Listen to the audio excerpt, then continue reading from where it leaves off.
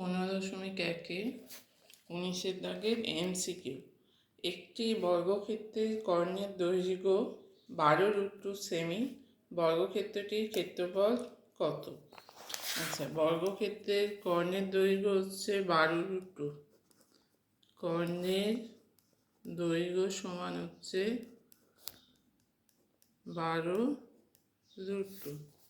তাহলে কর্ণের দৈর্ঘ্য মানে বাহু √2। বর্গক্ষেত্রের কর্ণের দৈর্ঘ্যের ফর্মুলা হচ্ছে বাহু √2 সমান হচ্ছে 12√2। √2 আর √2 কাটবে, তাহলে বর্গক্ষেত্রের বাহুর দৈর্ঘ্য সমান হবে 12।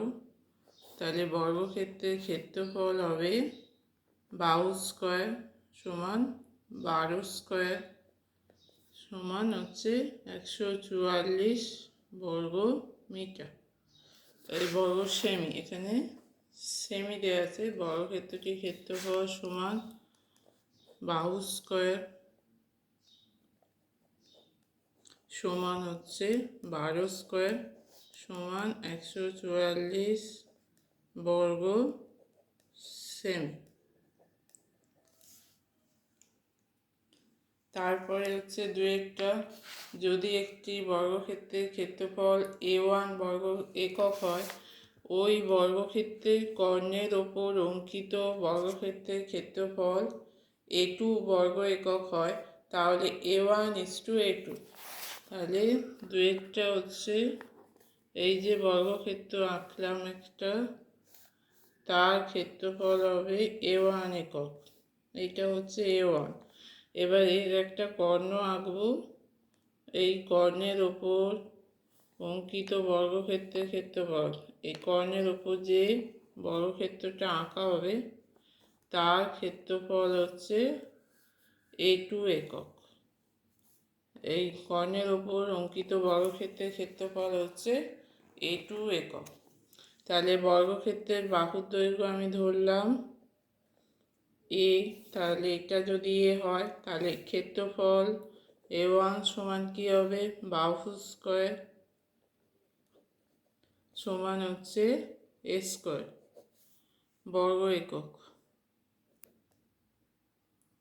এবার কর্ণের দৈর্ঘ্য কত?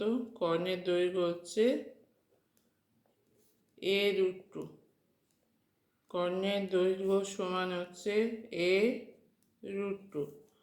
তাহলে তার ক্ষেত্রফল হচ্ছে A2। তাহলে সেক্ষেত্রে কর্ণের দৈর্ঘ্যের ওপর অঙ্কিত বর্গক্ষেত্রের ক্ষেত্রফল হবে, এখানে এই বর্গক্ষেত্রটার বাহু কোনটা? কর্ণটা। তাহলে কর্ণের স্কোয়ার হবে। তাহলে A2 সমান হবে A√2 এর স্কোয়ার। তাহলে A স্কোয়ার √2 স্কোয়ার কি হবে? উঠে গিয়ে রুটটা উঠে গিয়ে রুটের স্কোয়ারটা রুটটা উঠে যায়, 2 হবে।